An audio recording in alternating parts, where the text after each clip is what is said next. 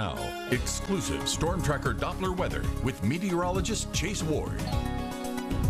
We are starting off a bit cloudy this morning, and we are still tracking some shower thunderstorms, mostly just northwest of the I-30 corridor and parts of southeast Oklahoma. There's no rainfall at all across the ArkLaMiss, but this is all still near that stalled frontal boundary, which has been responsible for the very active weather pattern we've had for the late part of this week, and it's still going to continue today and also through tomorrow as well. Our temperatures area-wide still kind of holding out in the mid-70s. Like I said yesterday, most of northeast Louisiana and the ArkLaMiss still has a lot of untapped atmosphere. Now, of course, to the northwest, Camden, they're at 59. El Dorado's at 59 as well. They've been kind of closer to that frontal boundary. Dew points also, notice the big difference. We're still in the 70s in Louisiana, but just across the border, the dew points are in the upper 50s. Once again, we're expecting the atmosphere to recover some near that frontal boundary, especially up to the northwest, as these winds will continue to flow out the south, allowing for that warm, moist air to kind of keep flowing in.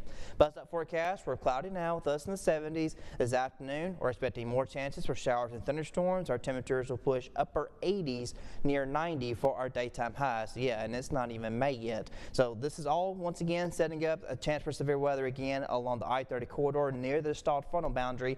As we go into tomorrow, though, we're finally expecting the system to finally push through. However, when the front kind of rolls through, we're expecting more severe weather across the ArkLaMiss as we continue this active pattern. So today's severe threat mostly along I-30 in southwest Arkansas from Texarkana as far east as Magnolia, El Dorado, and Camden. And then for tomorrow, it now moves further into our area, and this is when the front fully moves through, where all severe threats, once again, wind, hail, flash flooding, even a few tornadoes are going to be possible when this line moves through for tomorrow and even still today along I-30. So timing things out for this afternoon, around 3 o'clock, we could possibly see a few thunderstorms popping up from El Dorado to Camden, and notice as we go into 5, 6 o'clock, severe storms popping up along I-30 between Texarkana and Camden and Magnolia.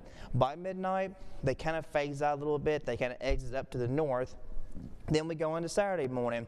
Winds are still out of the south. Like I was saying earlier, most of Louisiana has not been touched or tapped at all from this frontal boundary. Well, it's going to get touched for tomorrow, 3 o'clock. The line approaches. Expect shower thunderstorms stretching from Camden down to Ruston, down towards Winfield, and along this line is where we could see that high wind threat, hail, possibly a few tornadoes could pop up, especially near that frontal boundary. And this could probably still go on through midnight into the early morning hours of Sunday morning before everything kind of clears out. So a very active weather pattern is still going to continue through this weekend. I know it's been a lot this week. Flash flooding still remains a potential, as we could see 2.5, possibly 3 inches of rainfall. Heavier threat mostly north of the I-20 corridor, stretching further north into central Arkansas.